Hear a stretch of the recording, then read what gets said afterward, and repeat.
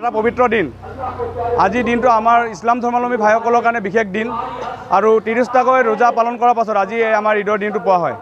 ৰোজাদাৰসকলে খুব ফূৰ্তিৰে আজি ঈদৰ দিন পালন কৰে, ঈদৰ নামাজ আদায় কৰে।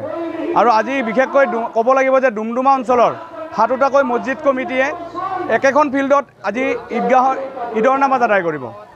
ই এটা ভাল মেছেজ দিব, বিশ্ব শান্তিৰ বাবে প্ৰাৰ্থনা কৰা হ'ব। সমূহ ৰাইজৰ আমাৰ যি 7টাকৈ মছজিদ কমিটি আছে তেওঁলোকক নিমন্ত্ৰণ জনাইছে, তেওঁলোক আহিছে।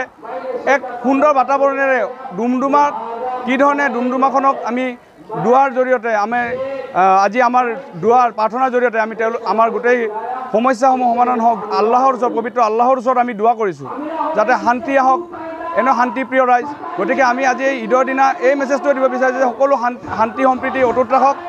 সকলোলৈ পুনৰবাৰ ঈদৰ আন্তৰিক শুভকামনা জনালোঁ। আহিবলগীয়া দিনবোৰ সুখৰ হৈ পৰক, এয়াই আমাৰ তৰফৰ পৰা আজি ঈদগাহৰ পৰা আমাৰ মেছেজ। ঈদ উল ফিতৰ হয় আৰু আজি সমগ্ৰ বিশ্বতে আজি ঈদ পালন কৰা হৈছে। আৰু আমি ডুমডুমাবাসী ৰাইজে এইবাৰ আমি এটা নতুনত্ব কৰিছোঁ যে আমাৰ 7খন মছজিদ যিটো আছে সেই 7খন মছজিদে একেলগে আমি ইয়াত আজি ঈদৰ নামাজ আমি আদায় কৰিম। আৰু এই ঈদৰ নামাজৰ যোগেদি আমি সমাজলৈ এটা বাৰ্তা দিব বিচাৰোঁ যে যাতে আমাৰ এই বিশ্বত আমি সকলোৱে শান্তিৰে বসবাস কৰিব পাৰোঁ। আমাৰ সংস্কৃতি সভ্যতা আমি একেলগতে বসবাস কৰি আছোঁ আৰু আগলৈ আমি যাতে এই ধৰণে আমি মিলা প্ৰীতিৰে বসবাস কৰিব পাৰোঁ তাকে মই কামনা কৰি সমগ্ৰ অসমবাসীক তথা বিশ্বকে মই আজিৰ দিনটোত তেওঁলোকক আজি এই পবিত্ৰ ঈদত তেওঁলোকক মই কৃতজ্ঞতা জ্ঞাপন কৰিছোঁ আৰু ধন্যবাদ জনাইছোঁ।